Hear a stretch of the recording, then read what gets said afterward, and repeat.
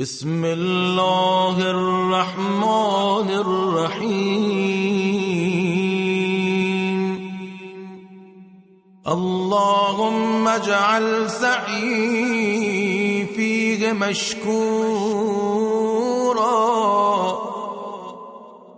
وذنبي فيه مغفورا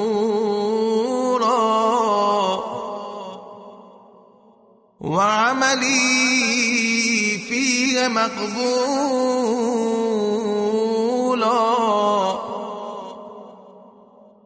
وعيبي